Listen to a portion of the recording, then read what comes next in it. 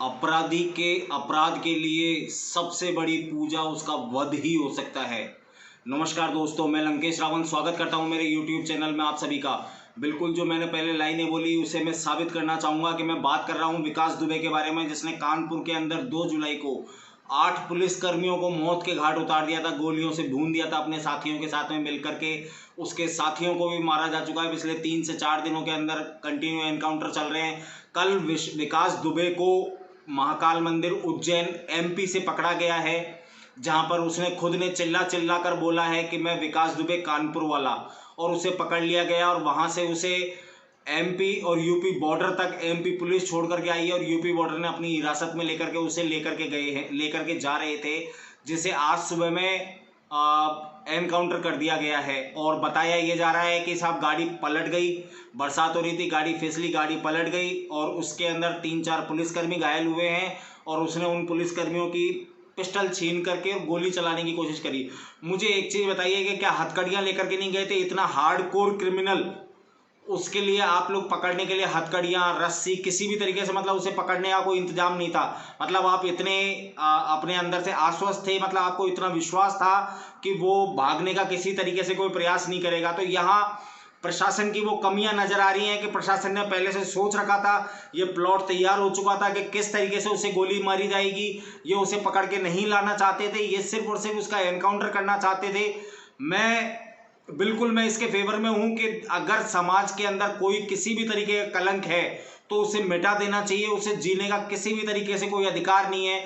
लेकिन मैं यहाँ पुलिस की भूमिका और राजनीति की भूमिका पर सवाल उठाता हूँ। पुलिस की भूमिका यहाँ दिखती है कि हथकड़ी क्यों नहीं लगाई गई थी उसे। दूसरी बात ये कि 3 से 4 गाड़ियां और थी आसपास के अंदर जो पुलिस प्रशासन की चल रही थी। STF जो लेने के लिए गई थी, स्पेशल टास्क फोर्स, उसकी और गाड़ियां भी चल रही थी। और जिस गाड़ी में ये दुबे था, उस गाड़ी के अंदर सिर्फ ड्राइवर सहित 5 जने थे, 4 पुलिसकर्मी और एक विकास दुबे।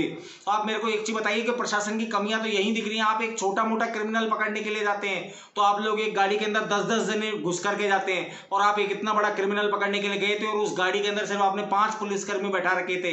तो मतलब ये चीजें पहले से तैयार थी कि भाई उसे पकड़ना नहीं है, उसे गोली मारना है। अच्छी बात है कि भाई वो समाज के लिए कलंक था, उसे गोली मार देनी चाहिए थी, मार दी है, अच्छी बात है। लेकिन मैं ये पूछना चाहता हूं कि इस तरीके का ये अपराध करने वाला पहला आदमी नहीं है। इससे पहले श्री प्रकाश शुक्ला को भी इसी तरीके से एनकाउंटर के अंदर मारा गया है। तो इनका इतना आगे तक बढ़ जाना और मीडिया के अंदर या पुलिस प्रशासन के द्वारा उसे डॉन की उपाधि दे देना, उसे गैंगस्टर की उपाधि दे देना, ये सब चीजें पुलिस प्रशासन के द्वारा की गई है। इसके अंदर पुलिस की नाकामियां दिख रही थी, और इसको अगर आप पकड़ कर लेकर आए थे, इसने किसी तरीके से भागने की कोशिश करी थी, तो उसके ऊपर अब कई ज्ञानी आएंगे जो ये बोलेंगे कि नहीं भाई मारना ही सही था, आप पैर में गोली मारते और इससे पहले पूछा तो जाता है एक बार। जब जिस अपराधी को पकड़ा गया है, यह UP का पहला ऐसा एनकाउंटर नहीं है जिसके अंदर कोई बड़े राज खुलने वाले थे और उसे मार दिया गया। राजस्थान के अंदर कुछ समय पहले एक एनकाउंटर हुआ था एक अपराधी का, आनंदपाल सिंह का, उसके अंदर भी इसी तरीके की हरकत की गई कि उसका भी राजनीतिक संबंध, प्रशासनिक संबंध बताया गया, और उसके बाद में उसको पकड़ने के बजाय उसे गोलियों से भून दिया गया।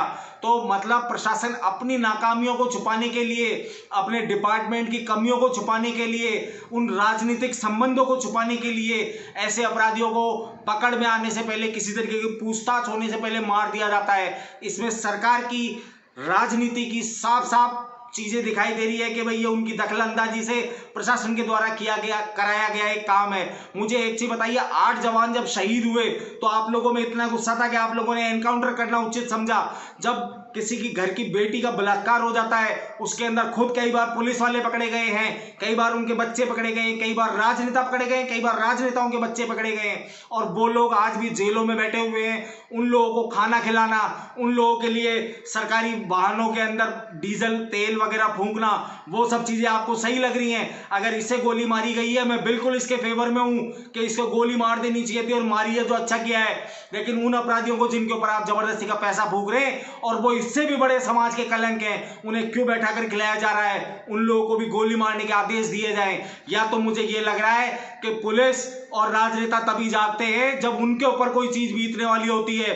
तो मतलब अब उन बलात्कारियों के एनकाउंटर जब ही होंगे जब किसी पुलिस वाले के घर वालों के साथ में ऐसी हरकत हो, उनकी बहन बेटी के साथ में, या किसी राजनेता की बहन बेटी के साथ में ऐसी हरकत होगी, तो ही ये एनकाउंटर के आदेश दिए जाएंगे। क्योंकि जो ये एनकाउंटर हो रहे हैं इन दिनों में, ये इसी चीज को साबित करते हैं कि जिस दिन राजनेताओं के या प्रशासन के घर में इस तरीके की कलंकित हरकतें होंगी, उसी दिन वो लोग जागृत होंगे, उसी दिन वो लोग एक्शन में आएंगे, उसी दिन वो लोग उन अपराधियों के, बलात्कार के अपराधियों के खिलाफ कोई बड़ा एक्शन लेंगे।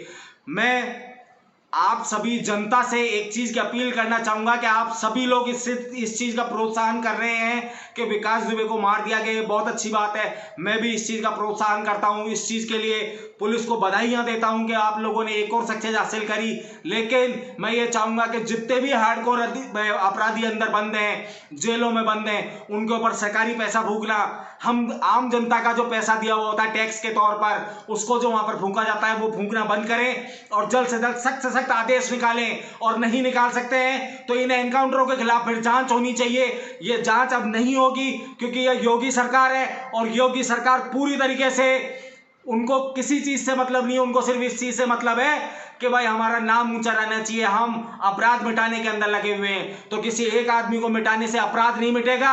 आप ये चाहते हैं कि आपके नाम का खौफ बैठा रहे, तो आपको इनको पकड़ करके वो सच्चाई सामने लानी चाहिए थी। और आज भी अगर किसी तरीके सच्चाई बाहर आ सकती हो तो उसे लाने के लिए आम जनता को आवाज उठानी चाहिए। धन्यवाद। जय श्री राम।